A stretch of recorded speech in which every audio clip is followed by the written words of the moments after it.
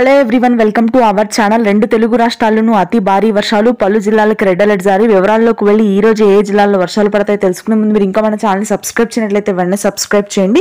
ఈశాన్య మధ్య బంగాళాఖాతంలో మరొక అల్పపీడన ద్రోణి ఏర్పడింది. దీని ప్రభావంతో రెండు తెలుగు రాష్ట్రాల్లో అతి భారీ వర్షపాతం నమోదవుతుంది గత 2 రోజులుగా.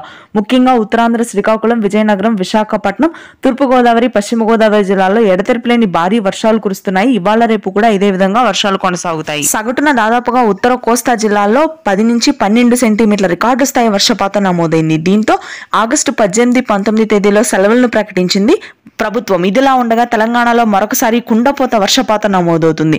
ముఖ్యంగా సిరిసిల్ల, మహబూబాబాద్, రంగారెడ్డి, సంగారెడ్డి, వనపర్తి, వికారాబాద్, ములుగు, భద్రాద్రి, జయశంకర్ భూపాల్పల్లి, నిర్మల్, నిజామాబాద్, ఆదిలాబాద్, ఆసిఫాబాద్, భువనగిరి ప్రాంతాల్లో కూడా దాదాపుగా అతి భారీ వర్షపాతం కురిసే అవకాశం ఉంది. ముఖ్యంగా మధ్య తెలంగాణ ప్రాంతాల్లోని పలు జిల్లాలకి రెడ్ అలర్ట్ ని ప్రకటించింది వాతావరణ కేంద్రం. హైదరాబాద్ నగర వ్యాప్తంగా కూడా కుండపోత వర్షపాతం నమోదవుతుంది. అల్వాల్, మల్కాజ్గిరి, బాలానగర్, పటాన్ చెరువు, మాదాపూర్, కేపీహెచ్పి, కుకట్పల్లి, మియాపూర్, శేర్లింగంపల్లి, ఎల్బీ నగర్, వనస్థలిపురం, ఆదిబట్ల, గట్కేసర్, రంగారెడ్డి ప్రాంతాల్లో కుండపోత వర్షాలు ఉంటాయి. ఇది ప్రస్తుతానికి ఉన్న వెదర్ అప్డేట్. Thank you.